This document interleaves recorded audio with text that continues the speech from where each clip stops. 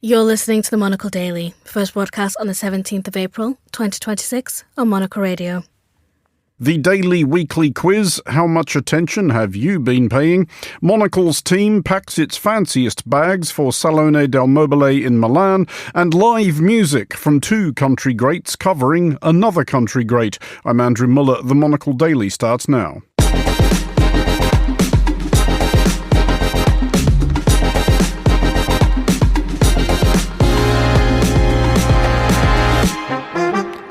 Hello and welcome to the Monocle Daily, coming to you from our studios here at Midori House in London. I'm Andrew Mueller. It's your newish Look Friday Daily, featuring the daily weekly quiz, the annoyingly difficult to pronounce segment The Aestheticist, and our weekly recap of what we've learned. Also, we'll look ahead to Salone del Mobile, and we'll have live music from Corb Lund and Hayes Carl. Stay tuned, all that and more coming up right here on the Monocle Daily.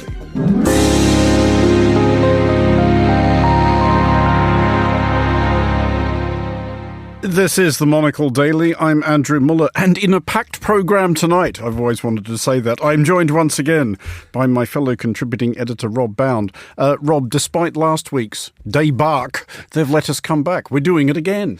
They changed the passcode, didn't they, on the door? But we managed to toss someone a £5 note, and in we are. Also, it's 6 p.m. The sun's out. The pubs are open. It's wonderful to be with you here in Studio One at Midori House, Andrew. In the pitch airless dark. We are going to have another crack at the weekly quiz. Yep. This, for any listeners who may be new to it, we did last week, and I think we can all agree it was an absolutely outstanding success. The sketch here is that we ask each other in turn 3 questions pertaining to the events of the week. It strikes me now, Rob, that a conversation we did not have before the show, which we probably should have, and which we're going to have now, is who should go first. I can't remember who won last week. I think it was a draw last week, okay. And I started first. So why don't you kick off this week, Andrew? Okay, that sounds fair. Or because last week was a draw, we could both ask each other the first question at exactly the same time. Render the whole thing. The listeners would absolutely love that. You know that thing when you have two songs. It happens to some music. You swear some music. You might say contemporary pop. Sounds like you've got 2 windows open on your computer at the same time, playing warring bits of YouTube. Do you want to sum that up and do that? Not really. Okay. No, I was just going to say it would render the whole thing incomprehensible, or perhaps I should say, on the strength of last week, even more incomprehensible. So I will ask you the first question. And it's I'm literally rolling my sleeves up. Yeah, it is an exciting one in that it pertains to an event which, to my absolute blind fury, occurred too late in the week to get stirred somehow into the What We Learned monologue we will have later in the show. But the question is this. US Secretary of Defense Pete Hegseth, we're not calling him Secretary of War because he's not until Congress says he is, speaking at a Pentagon worship service. Why the Pentagon has worship services is a whole other thing. But anyway, quoted what he said is an aviator's prayer, which he said alluded to Ezekiel 25:17. What he actually quoted was a riff on a line of movie dialogue. From which film? Oh God, that's a good question. Okay, I'm relatively unfamiliar with Ezekiel. I expect oh God, what would it be? It wouldn't be Dam Busters. Clearly, it's not American enough. Would it be something? Knowing Hegseth, knowing the kind of thing that he would be able to quote, knowing his sort of puffed out chestedness, I would say he was directly quoting from Top Gun. It's not a bad guess. I'm going to give you a hint, Rob, because I'm charitable like that, and also because I've always kind of fancied myself as a frantic, manic, snake-handling preacher. I'm going to quote actual Ezekiel 25:17. Okay. This is the King James translation as well, like none of your nonsense. Here we go. And I will execute great vengeance upon them with furious rebukes, and they shall know that I am the Lord when I shall lay my vengeance upon them. Oh wow! It's going to be something like It's going to be the one where Ben Affleck has to save the Earth from the moon crashing into it or something. It is not. We're going to need that buzzer again. We're going to need the buzzer. There we go. I'm sorry to disappoint you, Andrew. Okay, well, let's hear what Pete Hegseth said and how he said it. They call it Caesar 25:17, which I think is meant to reflect Ezekiel 25:17. So the prayer is Caesar 25:17, and it reads, and pray with me, please. The path of the downed aviator is beset on all sides by the iniquities of the selfish and the tyranny of evil men. Blessed is he who, in the name of camaraderie and duty, shepherd the lost through the valley of darkness, for he is truly his brother's keeper and the finder of lost children. And here, Rob, is how you might have heard it at the cinema. Ezekiel 25:17. The path of the righteous man is beset on all sides by the iniquities of the selfish and the tyranny of evil men. Blessed is he who in the name of charity and goodwill shepherds the weak through the valley of darkness, for he is truly his brother's keeper and the finder of lost children. You got it now, right? Amen to that, and Yes, Pulp Fiction. it is Pulp and I'd just Fiction. like to point out that, that is a tasty burger. You got there eventually. Yes, I mean, possibly Pete Hegseth is going to try and claim that he was somehow in on the joke, but this is Doesn't seem the type. He does not seem the type. Let's have your first question, Rob. Andrew, thank you. That was a wonderful question. I'm sorry I couldn't rise to the challenge on that, either biblically or filmically on that occasion. I've got something from the world of Silicon Valley. Oh, God. Allbirds is a California footwear company, well known for making environmentally sustainable sneakers worn by Barack Obama, etc. This week, the firm displayed that it is indeed incredibly fleet of foot by announcing a switching of its priorities to engage in a different area of expertise. So, to use a phrase I'm sure beloved of you and myself, Andrew, to what did they pivot? All birds. Is there a hint anywhere in here? Let's just assume for a second. They make Rob, trainers. I have literally not the least idea. Well, it's multiple choice. Okay. So you're going to be okay. Is it A, it's launching a barcode scanning app that offers a sustainability score on all mainstream consumer products, not just clothing and sneakers? B, it's pivoting to making high-end sustainable designer sex toys, renaming itself All Buzz. C, it's building sustainable electric vehicles utilising some of the same knit and stitch technology used in its sneakers. Or D, it's just going to sell up and go into AI. On the grounds that it is the most boring sounding answer, I'm going to suggest that A is the most plausible. So that's...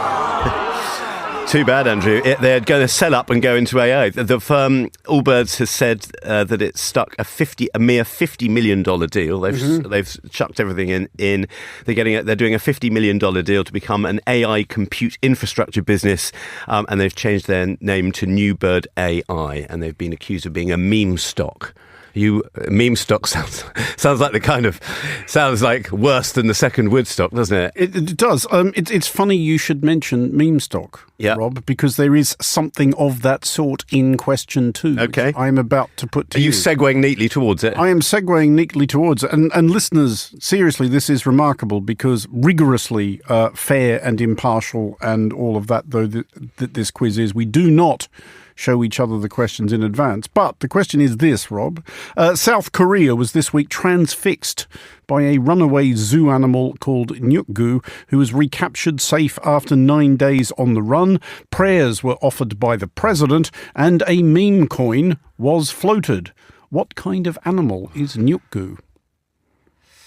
9 days on the run, and it's fine still. It hasn't been I'm thinking it's probably some sort of simian. Am I right? Am I in the right territory? Not really. Okay. Can I have one more guess? Is it? You can have a guess as long as it's not the. Is he an elephant? Not the inevitable joke about it being a turtle, which they found 3 meters away from the zoo.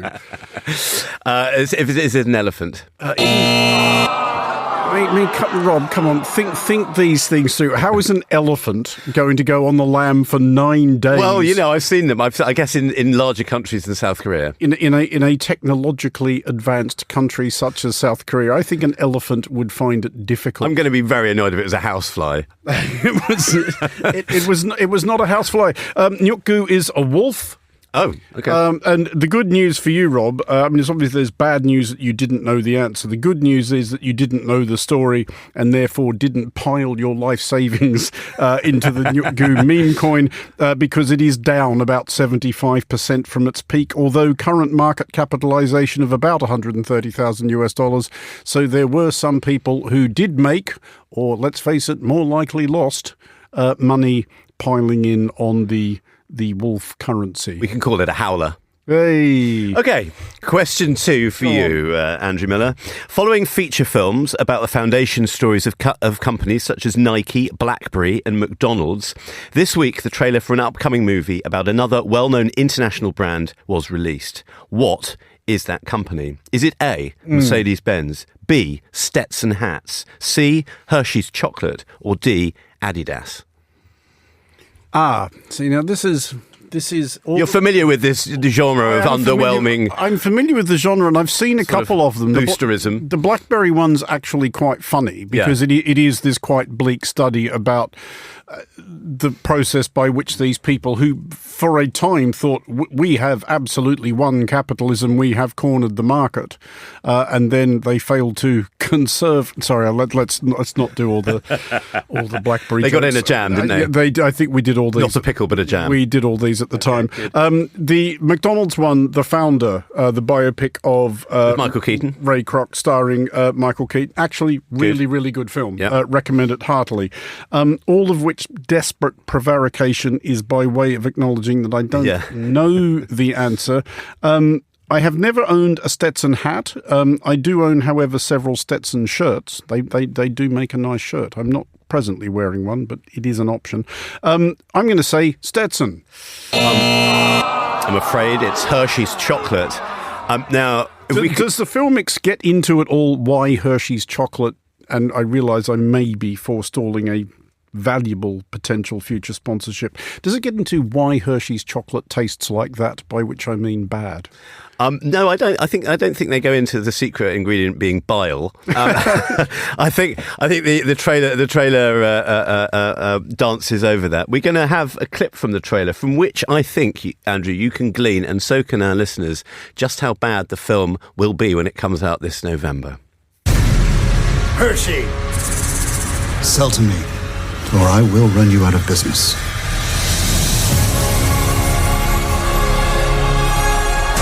If you like the work, there's no sweeter way to make a living. We can't fund this chocolate fantasy forever. We could lose everything.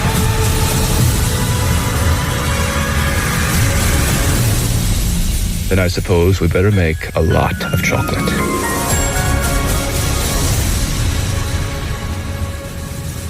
That's quite weird. Are they doing a bit? Is the choice of music, which sounds like one of those should be from one of those mid-1990s movies about an incoming asteroid or alien invasion?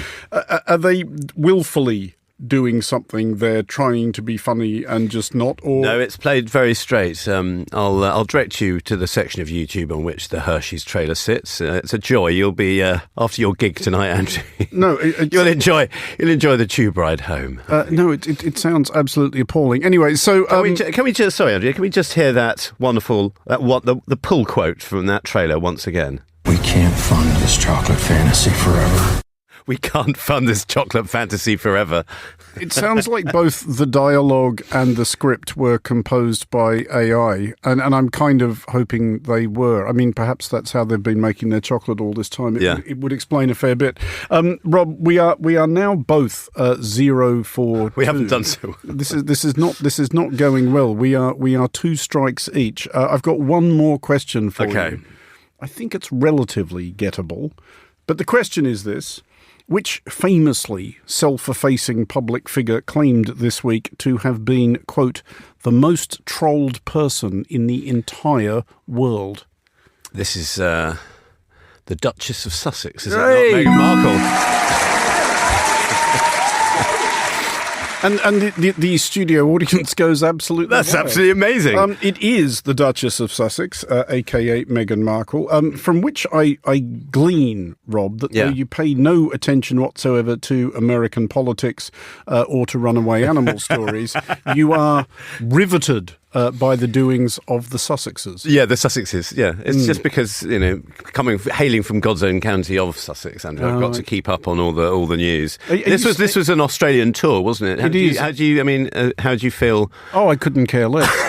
But coming from Sussex, are you somewhere in the line of succession? If is there some imaginable sequence of calamitous mishaps which could befall the Sussexes, and I'm guessing about the next 300,000 people, which would elevate you to the dukedom? Yeah, I think you're absolutely right there. You've hit it on the head. You've hit the nail on the head. I think I'm about 301,000 dodgy uncles from Succession. But she was speaking in support. This is the news hook here of Australia's social media ban for under 16s. Deploying your knowledge, Rob, of how people of around that age respond to both the government telling them they can't do things and technology, how well would you guess, or how effective would you guess that ban has been? Oh, I expect it's absolutely watertight, right? Nailed on. No, oven ready? Extraordinarily baked wrong. in. No, you are wrong. According to one survey this week, 61% of Australian 12 to 15-year-olds still have social media accounts. And I'm not even sure how hard the other 39% were even trying. No. Yes, maybe they've just given it up. Are you over 18? Yes, I am, sir. No, I think that's basically it. Yeah. Anyway, the pressure is now on, because if I fail to land this one, Rob... well, you've got two bites to cherry, actually, Andrew, because this second... I know that you've gone into the Hungarian elections in depth this week on the Monocle Daily. So let's see how you fare with this. Okay. On Monday, as you know, and as our listeners know, Viktor Orban did not live up to his name and was vanquished in the Hungarian general election by Peter Magyar, who kind of did live up to his surname, Magyar being the Hungarian word for Hungarian. Can you name two other world leaders, living or dead, whose surname has contained that of their country or a suggestion of it? Oh, that is an annoyingly good question. Off the top of my head, I'm going to go with Bill Peruvian. Friendly drug dealer. Okay. who was clearly not president of Peru. It was worth a go. I think you might head to the Middle East. Middle East. I mean, are we saying as in King Saud of Saudi Arabia? Christie's trigger finger there. Exactly. Andrew got one right. I wasn't prepared. Somebody was judging me in advance. So I've had two guesses and one right. I get half a point. Okay. Do you want me to give you some other options? Yeah, go on. Charles de Gaulle, you could have had. Oh, yeah. I guess. Jomo Kenyatta, the light of Kenya. Course, yep. Salman bin Abdulaziz Al Saud, who is the original founder. You could have had Pierre Mendès France, who was briefly the president of France in the 90s. Oh, Francois Hollande. It could have been either. Got a different passport. Exactly. And then you could have had someone archaic like Cecil Rhodes. Oh yeah, okay. That is actually that's a good question, and I should have done better at it. But I've got a little bonus for you. Go on, because I've been speaking to my Hungarian friend Pony today, who's on holiday in France. So for a bonus point on Viktor Orban's front, what is loser in Hungarian? And here's Pony to give you some options. A. Rakott krumpli. B. Vesztes. C. Győztes, or D. Mocskos Fidesz.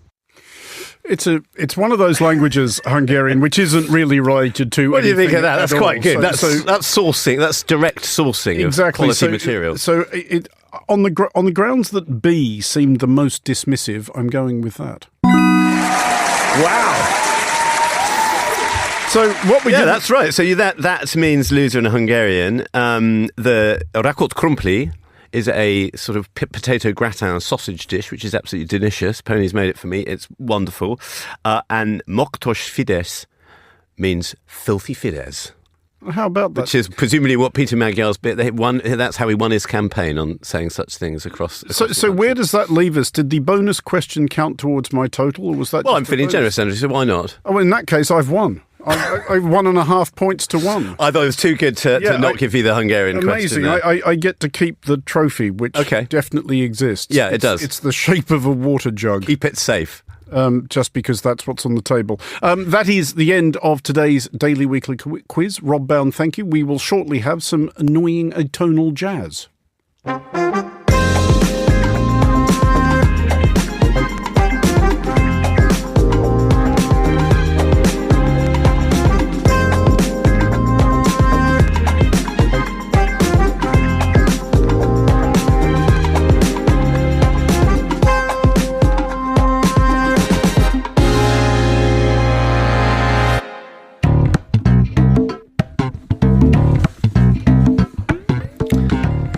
We need that gong in here. That is the annoying. You're watching Seinfeld. Yeah, that is the annoying atonal jazz, which cues up our segment, which for reasons is called The Aestheticist. This, as we foreshadowed last week, is an attempt to deconstruct a visual image. We are joined in this endeavour today by Nick Moniz. I thought it was called that because you've got the three best looking men in Monocle in the same room. Whoa. I mean, how often does that happen? Yeah. Well, crazy. Not nearly often enough. That's kind of what I was. Obviously. No one hit that off the tree. Exactly. So right there. Nick, Bizarrely, Grace didn't say that last week. Yeah, Nick, welcome to the show. Pleasure. The image that we are discussing this week, and obviously we are a bit constrained in this audio medium, but we are going to assume/hope that most people listening to this are familiar with it. It is the one which President Trump posted this week, depicting himself as Jesus. Now, no biggie. No, come on, as a doctor, I'm going to play devil's advocate. Well, that's what he claimed. Although, in fairness, I think confusion was possibly created by the fact that probably a non-zero number of people looked at it and just went, Jesus. But first of all, Nick, from a strictly design perspective, Wow. what do you make of this? Well, it's very clearly Jesus who, I mean, look, I just want to let's go back a little bit. I think typical depictions of Jesus, probably not accurate. A lot of white men. I think we can probably agree that he might have had maybe more olive skin, some darker features.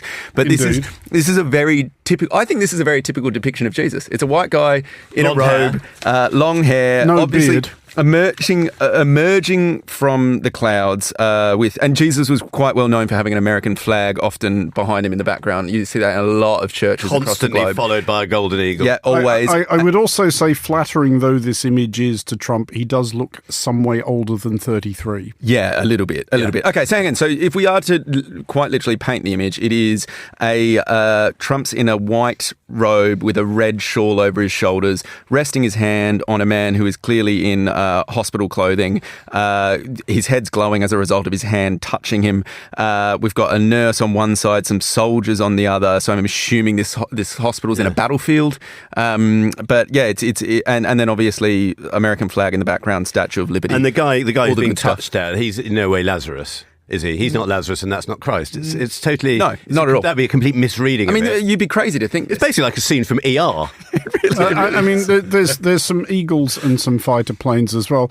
Rob, what is going on here, really, though? Because it's not like this is completely out of a clear blue sky, as it were. Wherever you go in the world, whether you've seen it in places where this is still a thing or whether you've seen images in museums or in books, the art that enshrines the tyrant or putative tyrant, it's almost invariably dreadful. It is kitsch. I am reminded, looking at this, of the big portraits of Saddam Hussein I saw in Iraq the first time I went there while he was still in charge. And you would see these enormous kitsch representations of him beaming beatifically at a grateful people. And I'm reminded a bit as well of those Soviet posters of ruddy-cheeked workers sort of grinning at a combine harvester. Yeah, there's all that. There's sort of dictator art going on in there.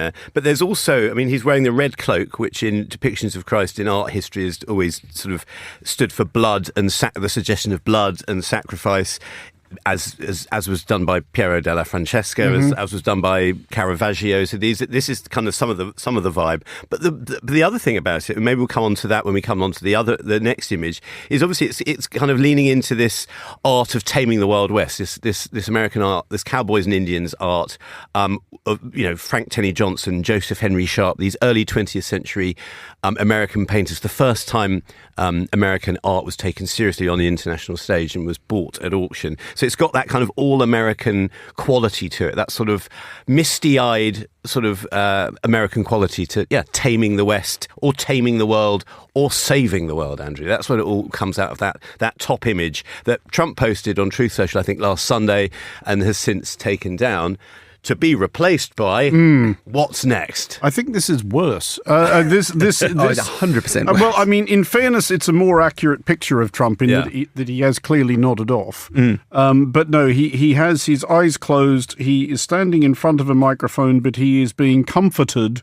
by a more traditional Christ, i.e. the chap with the long hair and the beard and the white cloak. I mean, it's still not great, is it, Nick? No, American flag in the background as well. Yeah. It is funny that you say he's nodding off. There's some weird sexual undertones to this for me. I don't know if anyone else is reading into that. Yeah, I think it's exceptionally homoerotic. Yeah. This has got me charged up a little bit, and I don't want to say this really. I mean, but I wonder. I'm just glad we can see where Christ's right hand is. Yeah, no, exactly, because it is, and it's just they're having a lovely embrace. And again, I'm not really sure what he's aiming for with this one. I think the first image that we were talking about, very clear. It's him being the savior. That kind of makes sense. This second one, I'm a little bit. Is he trying to show that he's buddies with Christ? Is that what he's going for? I don't really know. I think. The other thing I love, and I know this is maybe moving away from the imagery, but it's just looking at Trump's posting as he's posting these images. Because if we go back to that first one, he starts by posting the AI Jesus photo at 9:49. 9:50 p.m. he's posting Trump Tower on the moon. Excellent. Can't get enough of that. Yeah, sure. 10:10 p.m. just a general dumb meme, just to show that he's got a little bit of personality. 10:32 news clip. 10:53 news clip. 12:43 a.m. So he's had some time to think about this. Announces the Hormuz blockade. 2:35 a.m. Isn't that in at 12:43? Yeah. No one's going to know. 12:35 a.m. linked to an article about Biden, then to an article on the naval blockade, so just a couple of hours after it's been announced. Another article on a representative at 2:37, another article at 2:37, but on Biden, but it's the same one, sorry to be clear, just in case you missed it the first time, followed by an article on his ballroom at 2:38 a.m., and then he's still going, 4:10 a.m., an article on Iran. He's not sleeping real well, is he? No, he's got the thing I also love about these images is I think it does speak to two very particular, I think, audiences that might post something like this. One are like early teenagers who would think this sort of image generation is really funny. The other, to be honest, is probably my grandmother-in-law, who American. This is right up her alley. Would probably there's a world where she thinks this is potentially real, and Christ has come back to meet Trump. So he's at the extremes of pretty much everything, including the age groups that would be posting these sorts of images. Big hello to Nick's grandmother-in-law if she's listening. Where is she, Nick? She will probably be somewhere in Minnesota, but could also be in Arizona. I don't actually know at the moment. Okay. I'm going to go Minnesota. We should finally move on, Rob, to the fact that inevitably the original image has become somewhat memeified, and the propagandists of Iran's embassies abroad, who have been enjoying themselves the last couple of weeks, have enjoyed themselves with this. So, exactly. Thanks for setting this up, Andrew. This is the third image in the series, which is actually a video that people might have seen on social media as well. And this is that same Christ figure in picture one, who's being dealt a mighty blow by an angry Christ who's saying, "Get off my land," like some sort of irate farmer.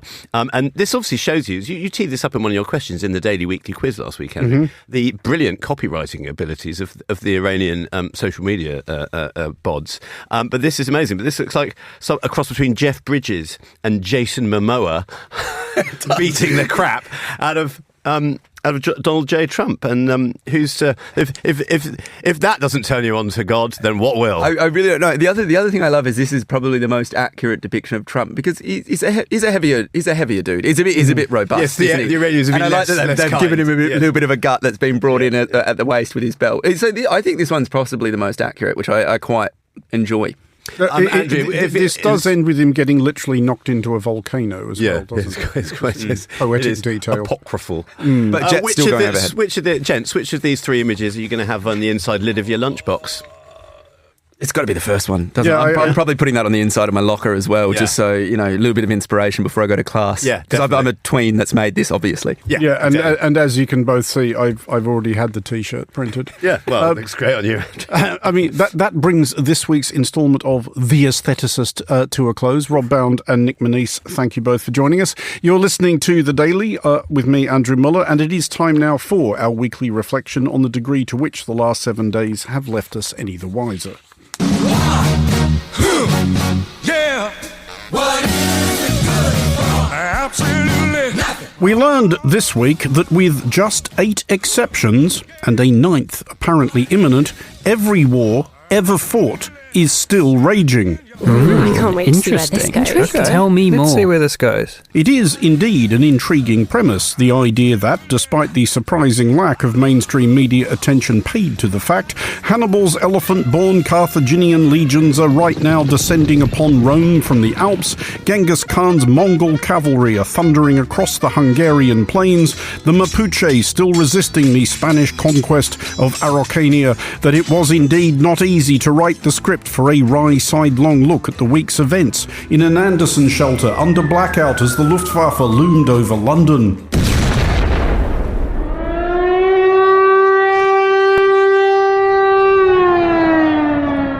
We learned that the reason that all these conflicts and all others except 8, with the 9th shortly to come, are ongoing is that ours is the first epoch in all of human history ever blessed with someone capable of orchestrating a peace. We learned this, inevitably, from no less an authority than exactly that person. Look, I ended 8 wars. A 9th is coming. But I ended 8 wars. Nobody's ever ended 1 war. Who's ended 1? Nobody. We learned, however, that resolving the 9th of these, though we, for one whimsical news review, kind of feel like you should be deducted half a point for ending a war you started yourself, is proving tricky, though we learned, or at least surmised, that this may be a consequence of St. Donald the Peacemaker's uncharacteristically self-effacing decision to delegate the work.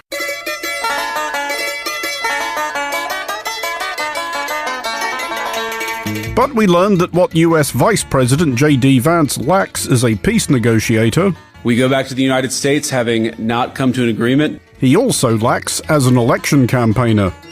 Then, my friends, go to the polls on the weekend, stand with Viktor Orban because he stands for you. We learned, yes, that Vance's recent globetrotting amounted to 2 swings for 2 misses.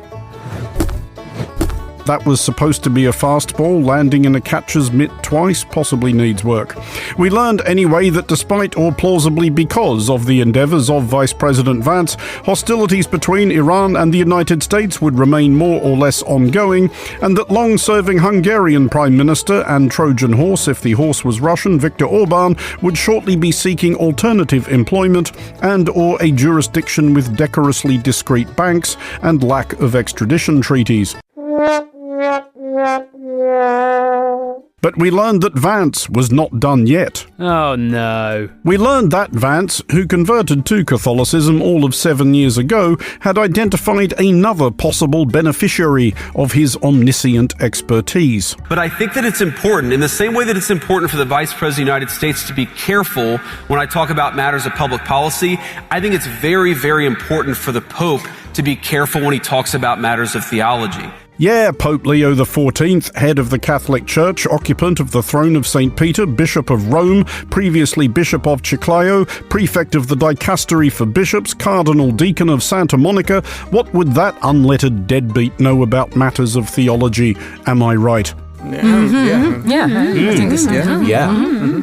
We now look forward to Vice President Vance offering instruction in literary narrative to Katsuo Ishiguro, on serving aces to Elena Rybakina, and on staying up all night frantically thumbing deranged, randomly capitalized screeds onto social media to Donald Trump. Because we learned that thinking appeared to be ongoing about how best Washington, D.C. might deal with the Vatican and its turbulent priest. I say, turbulent priest? That's a distinctive, even curious choice of phrase. Is it perchance a subtle yet learned historical allusion?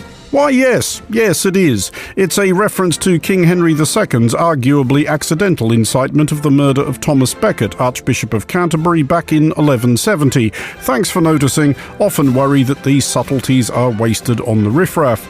We learned that US President Donald Trump, who has previously posted an AI generated of himself as Pope, had decided to promote himself a rung or two. This morning, many of the president's supporters furious, calling this picture that Trump posted appearing to depict himself as Jesus blasphemy. We learned, however, as we so very often do where President Trump is concerned, that there was an absolutely innocent and, above all else, completely believable explanation that you certainly would not have to be a total idiot to entertain even slightly seriously. It's supposed to be me as a doctor making people better, and I do make people better. I make people a lot better. We learned, however, that the president's claim that he makes people a lot better did not necessarily hold water, and we learned this through the rigorous scientific method of asking people. Can't say I've noticed much of a difference. I feel the same. Sort of kind of the same as always. Done anything.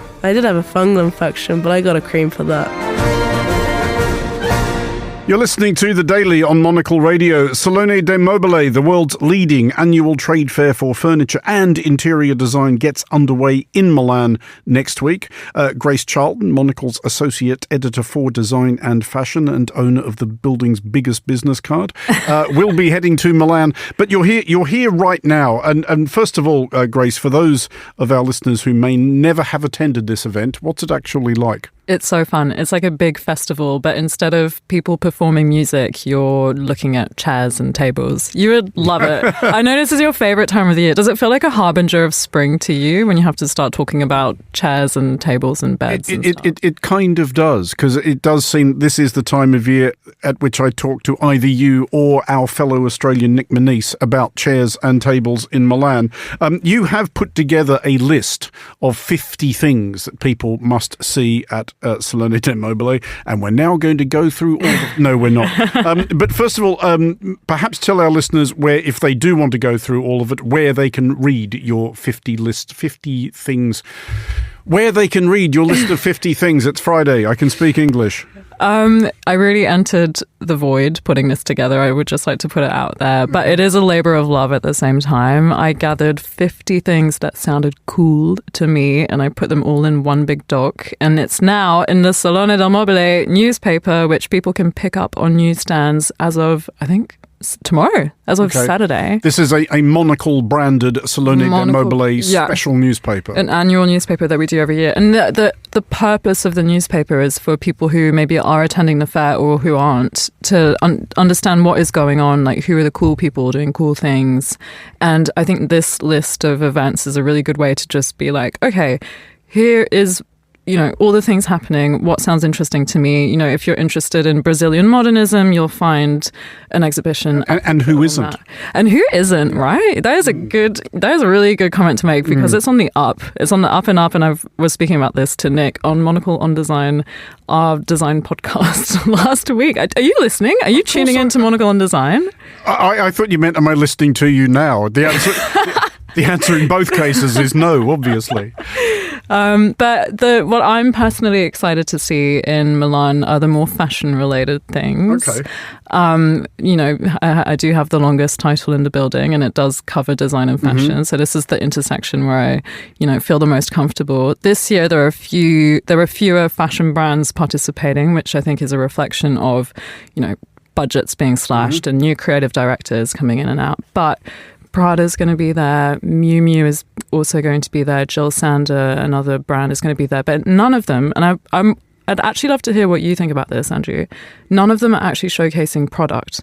They're just creating events and symposiums and, like libraries for people to go visit. Events, symposiums and libraries. Mm-hmm. Wow. Isn't that cool? Don't you want to come? You should totally come one year. I would be happy to. I have no objection whatsoever to spending yet further time in Milan. I did a week of shows out of there during the Olympics. It was hilarious fun. I know there are these 50 things which people can read in our newspaper. If you had to pick just one. Oof, that's such a hard question. Just one? Go on, just one. Oh my goodness. I think I would go to the Polish modernism exhibition that is taking place at the Torre Velasca. The Polish modernism's even better than Brazilian modernism. Well, I need to find out. Oh, yeah, obviously. And actually, in the Torre Velasca, there will also be the Brazilian modernism exhibition taking place. So they're going head to head. Okay. On the same floor. Cage match. Yeah. And just finally, there will, on the subject of events and symposiums, there will be a Monocle party? Yes, on Tuesday. People should definitely come through. We're taking over this little bar, which is very trendy, obviously, called Ballet. And it's next to Bar Basso, which is the iconic bar where everyone goes to drink Negronis from about midnight till 3 a.m. every night of Salone del Mobile. So it's on the way, and I think people should drop in. Grace Charlton, thank you for joining us.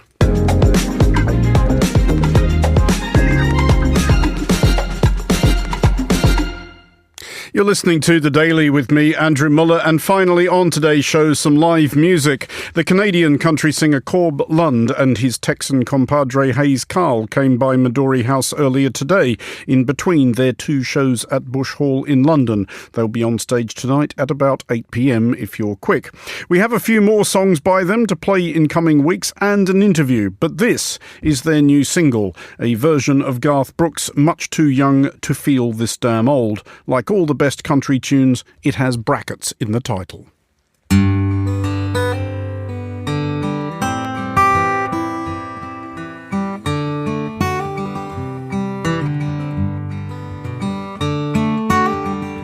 This old highway's getting longer. It seems there ain't no end in sight. To sleep would be best, but I just can't afford the rest. I got a ride in Denver tomorrow night. I called the house, but no one answered. The last 2 weeks, no one's been home. I guess she's through with me. Tell the truth, I just can't see what's kept the woman holding on this long. And the white line's getting longer, sidewalk's getting cold. Well, I'm much too young to feel this damned old. And all my cards are on the table, with no ace left in the hole. And I'm much too young to feel this damned old.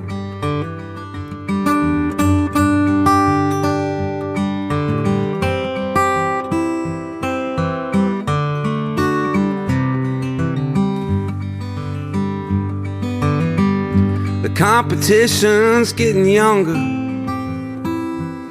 the tougher broncs, you know I can't recall. Worn out tips of Chrysler do, lonely women and bad boo seem to be the only friends I've left at all. And the white line's getting longer, the saddle's getting cold. Well, I'm much too young to feel this damned old. And all my cards are on the table, with no ace left in the hole. And I'm much too young to feel this damned old. Lord, I'm much too young to feel this damned old.